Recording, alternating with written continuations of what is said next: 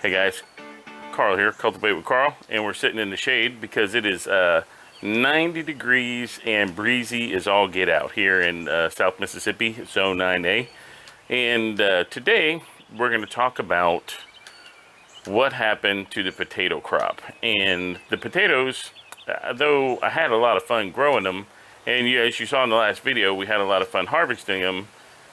We didn't have a bumper crop. We did not have the yield we were expecting because I made some mistakes. And the motto of the channel here is essentially, I make mistakes so you don't have to. And so the purpose of this video is for you to understand what I did wrong, and I've accepted that. I understand what I did wrong now, and I'm going to take steps to fix it. But if you do not make these mistakes, then you will have a better luck at harvesting your potatoes than I did.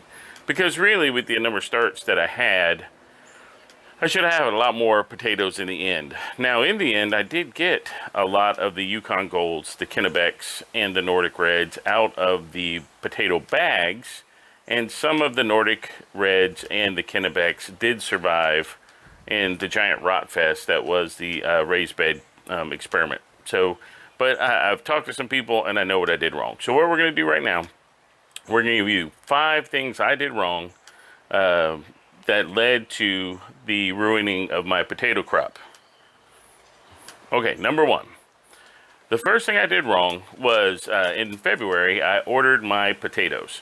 And that was it. No, I'm just kidding. So what happened was in February, or in January, I ordered my potatoes. The potatoes came in, and by February 14th, I was ready to put them in the ground. And so I had the bed prepped, and I planted on February 14th. So the biggest mistake I made was that I did not label which row of potatoes was which. And this was key because each of the potatoes, the squirrel patrol's on alert. So each of the potatoes had different dates that they came to mature. So example, the Nordic Reds was 75 days.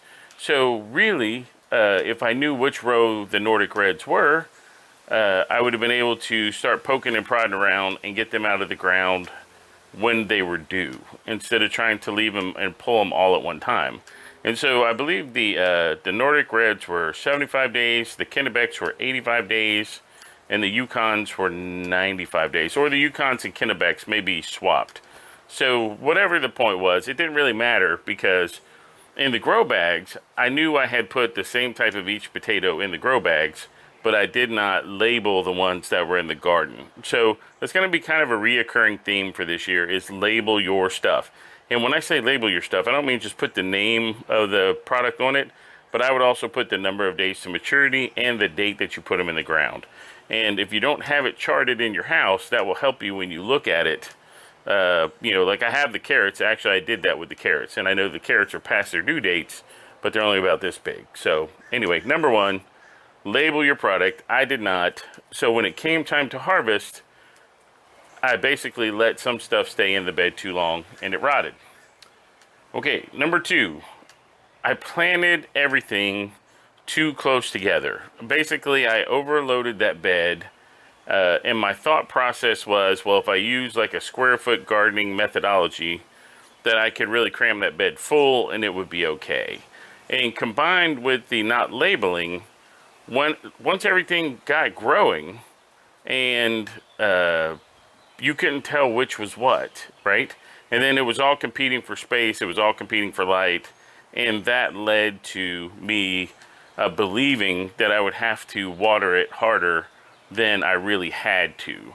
And so that row, I had planted 3 rows of 5 slips each.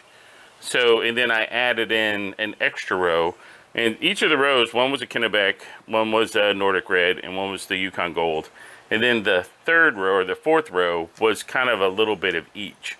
I really had no methodology for how I put them in there, but I had put them too close together for that bed. So I think that if I had spaced them out, maybe went with 4 slips per row, 3 rows, then I would have had the proper spacing and I would have got a bigger yield if I didn't have the soil problems that I had. And so that was number two. The number two problem was I overpacked the bed. All right. Number three, bad soil. So I'm going to break away here for a second, and I'm going to show you a graphic of my bed. And so essentially, first let me explain that bed was my first garden that I used last year. It was the only bed that I had last year. And when I was brand new to gardening, so I had no idea about hugelkultur. I had no idea about compost, no idea. So what I basically did, my friend Glenn and I built that bed, and then, okay, I let Glenn build it while I stood there and watched. So, so then I went to the store, and I probably bought 20 bags of the cheapest garden mix that I could find. And that's where, when I grew in it. I grew all summer long last year, and we had good results that I thought were good, but it was my first year with it, I know. Because I was fertilizing heavy, I was watering heavy, things grew and I was happy. So this year, the bed had settled about, not a foot, but there was about 9 inches to the top of the bed. So the mix that I used last year, this is where we're going to cut away to that diagram. And then we'll come back. My editing software doesn't allow me to talk while I show you the diagram. So here's the diagram. We're back. You don't get artwork like that on many other channels. I'm here to tell you that's stellar artwork. But as you can see in the bed, I'll show it here again. But last year's dirt was compacted in the bottom. This year's dirt, now this mainly comprised of wood products, moss, the peat moss stuff, and whatever goes into cheap garden soil mix. Then on top of that, this year, I actually had gone to the store, getting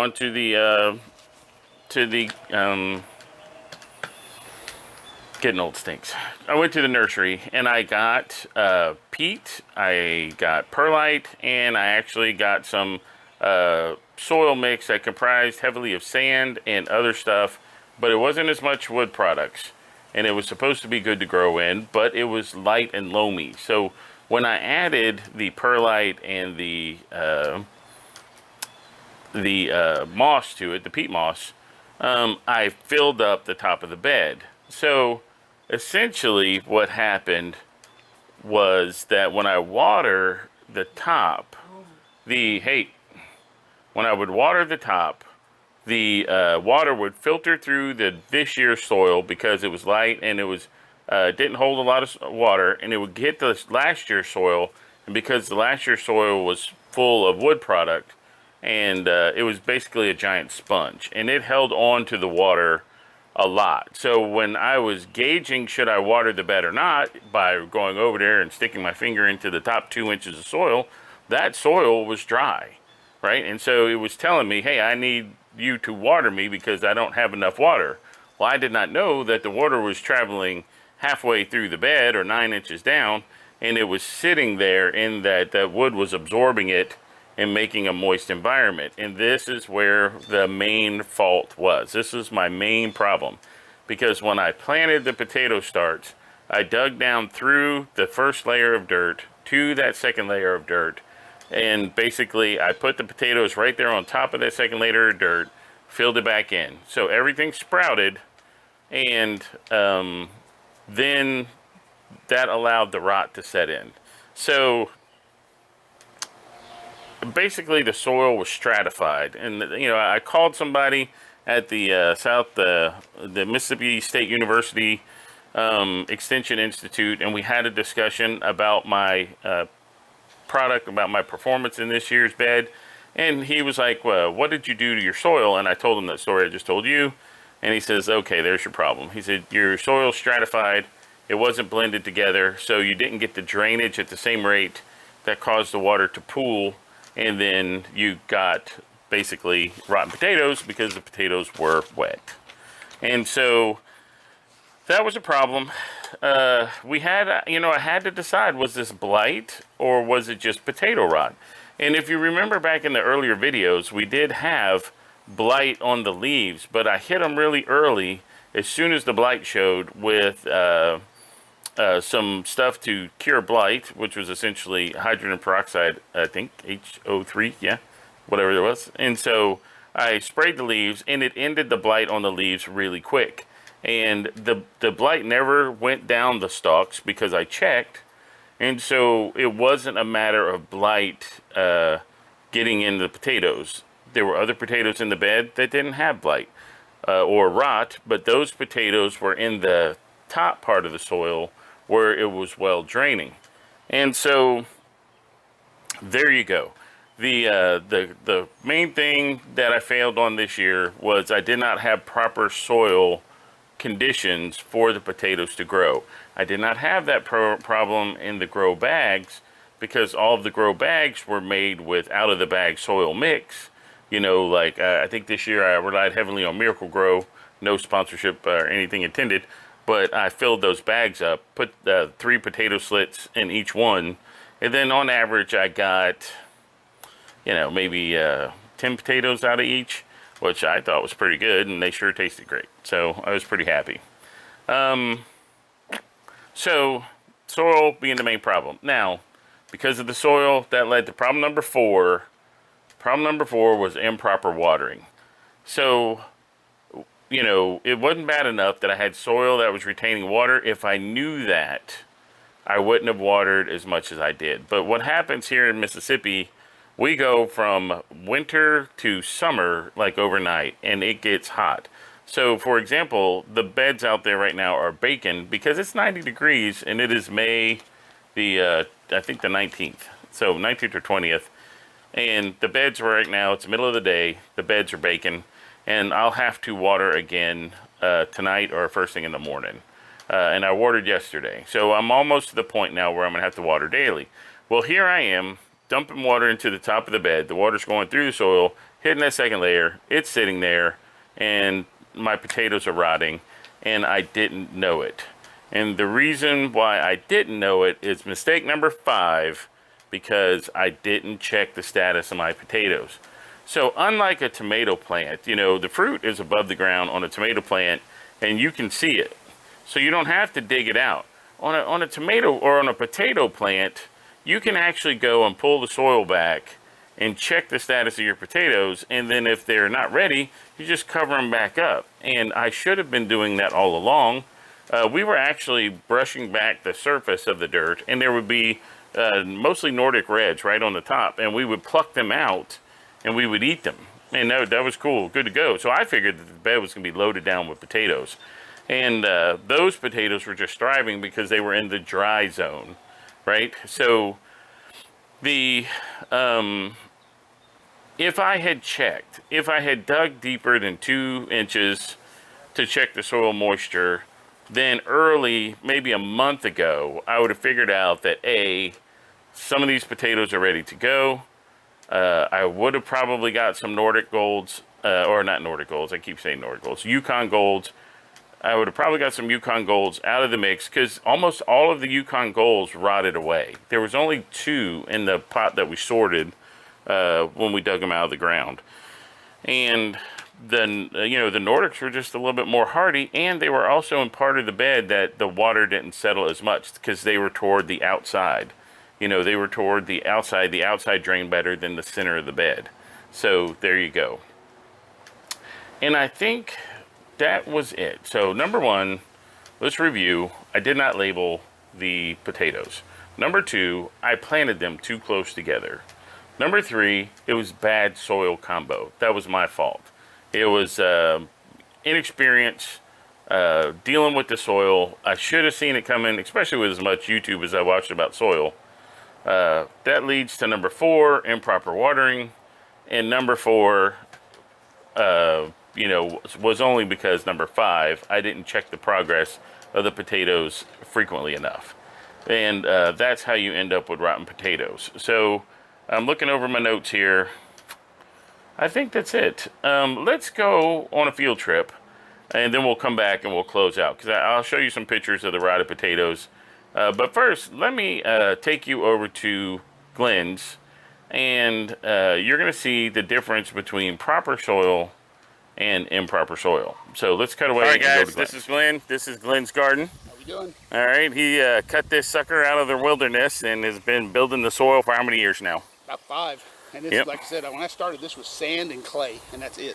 Yep, and then so we end up this year with the amendments. He put some Solomon's Gold, yep, and a biochar and a bunch of mulch into it, and you can see the difference now. Big difference from last year, right? Huge difference from last year. Yeah. Okay, so we've been doing an experiment, and this was 2 plants. Obviously, you got some Nordic or some Kennebecs and some Yukon Golds. And sweet potatoes are actually from last year. That's stuff that literally, if this much root is left, a sweet potato will grow from that. There you go. All right. I literally just put those back in the ground. There you go. All right, so let's try one more. Now, the difference in Glenn's soil and my soil is that Glenn's soil is very sandy, very loose. And but he has the drip hose, right? Yeah, the soaker hose, and I mounded up. Right. I didn't mound up. Yeah. So, that's all right. So, and all these potatoes, they're not getting any direct water. All they get is water from the sides. I ran that soaker hose off to the side, and they'll get some down the center when it overflows.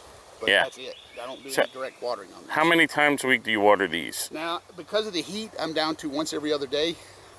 But when it's not as hot like this, and we getting some rain during the week, I actually check the soil and see how it is. Okay. When the soil starts getting a little dry, or I see the plants starting to wilt, then I'll water them. Yeah, okay. But coming probably by June for sure, it'll be almost daily. We get a long dry spell first, and then we'll get rain every day. Yeah. But, in my pots, I'm down to every day. Yeah. Already. My pots I have to water every day. Yeah. All right, let's try one more. Let's take one of these puppies up and see what we get. New potatoes. Now, like I said, I was noticing earlier, like these ones that have any green on them, they're still growing potatoes. Okay, so that one right there. Going, like these here. Yep. That one probably has some, but I can dig that up. And this one for sure. When they get to this, you're actually past the point. Yeah. This is kind of what I was looking for. This and... Yeah, well, see, so the dieback is what I had, so I thought I did well. But then what it ended up being was I left them in too long, and they rotted away. Right. And that's what they tell you. Don't let them sit in water at all. Yeah, it was my... This should be new potatoes here. The Nordic Reds? Yes. So, and I can already feel them. So what I like to do is come underneath like this. Oh, yeah, look at those, man. And there's more down there. So that's off. Yeah, see... Those Nordic Reds are winners. Oh, yeah. Yeah. And now before the compost. I'll tell you what, I'll be doing Nordic Reds again. Oh, yeah. They're easy to grow, and they're hardy. Yeah. There's another one right there. So, you know, I think just a couple little ones. There's the rotten one. Yeah, that was going to be growing some more. Yep. I think that with, maybe some more nutrients that we would get more potatoes, maybe? Yes. They love the fertilizer. Yeah. So, this is what I was talking about. When it's got a little bit, that's still growing potatoes. Right. Now I'll use these for seed potatoes for next year. Yeah. But like that I'll eat. There you go. Heck, I would eat them all. Add 1, 2, 3, 4 more off that. Just off those. I don't even know if those will grow next year, but we'll find out. Hey, ain't nothing to do it but to do it, right? It's we'll ain't nothing to it but to do it. There's one way to learn, and that's to do it. All right, so there you go. So look at the difference in the soil is that his soil is not wet at all, where my soil was soaked. And there's the difference. These are the same potato stock. I gave him half of the seed potatoes that I had, and he planted these. You were about, what, 2 weeks behind me? Yes, 2 weeks. Yeah, 2 weeks. And look at that. He's knocking it out the park. And that was 4 or 5 plants? Yeah. Yep. And you literally have to get in here because... Yeah, because they'll be all in there. You just won't know. Yeah. And it's really just one way to do it. Well, good. Get a little dirty. All right. That appears to be it. So there we go. 5 plants. I got 1, 2, 3, 4, 5 seed, and 1, 2, 3, 4, 5, 6, 7, 8, 9, 10, 11 potatoes. Yep, there you go. And he's got all three, the Kennebecks, the Yukon Golds, and the Nordic Reds. Okay, guys, we're back from Glenn's, and there you've got a chance to see what it looks like when you have the right soil combo. Now, you know, admittedly, Glenn, he probably needs a little bit more nutrients, but he's building that soil from absolute crap. So he's doing stellar. His garden's looking great, much better than last year. He's added in a lot of the things we discussed on the video, like the biochar, the Solomon's Gold. We put some wood mulch in there, and he's really making it turn around and become very productive. As far as his potatoes, the only rotten potato you saw in that whole video was the one seed potato that he put in there, and that's typical. You will see your seed potato, which will be in there, or you'll just see the skin off the seed potato. But that was that. So, guys, don't follow my example. You know, learn from my mistakes. And when you're making your potato beds, ensure that you have the right soil mix, that you have good drainage. Make sure that you label your potatoes. You check them while they're growing to make sure that they're doing good enough. And then you enjoy potatoes. So, my plan of action for this bed, we are going to deconstruct this bed because it's 3 feet, almost 4 feet deep. We are going to deconstruct the bed. We are going to add in some layers of product. Either we're going to do hugelkultur type logs, or we're going to do pine bark. And we're going to fill up about half the bed and get about 12 inches of soil. Then we're going to take the soil in there. We're going to amend it, and we're going to add some compost to it. We're going to make sure it properly drains. We're going to fill it back up. Then we're going to put in the irrigation system. And come fall, we're going to put potatoes back in that bed. We're going to put potatoes back in that bed for our fall crop. And we are probably going to try the Nordic Reds and the Kennebec Whites. And I may try and do the Yukons in the bags. But I'm really happy with the Nordic Reds. They're very tasty. And the Kennebecks also, they make for a good potato. But we're going to put them right back in that bed, and we're going to try and do better next time, because that's what it's about. This is about learning. And if you've gone to the store, you know now that having this kind of skill in working out your problems is important, because stuff at the store is getting expensive, right? So I hope you've learned something. I know I have. And what I would like for you to do, if you appreciate the video that you're seeing here, hit that subscribe button, give me a like, maybe throw a comment in below. If you've ever made a mistake growing your potatoes, you know, leave a comment below and tell us that story about what happened to you. You know, the channel, we just celebrated 20 subscribers. I'm almost at 30 subscribers in a week. And that's very exciting. And I hope you guys are enjoying this content. This is not the perfect garden. This is not the, you know, there's no film crews coming to film my garden. I'm learning as I go, and hopefully you can learn from my mistakes so you don't repeat those same mistakes. I think with that, we'll close it out. It's time to go pick some cucumbers that are overrunning my house. I have cucumbers everywhere. And we'll get on to the next video, and that'll be that. So this is Carl from Cultivate with Carl, and I'm signing off. You guys get out and get you a hobby. Enjoy the out of doors. Get off the internet. We'll see you later.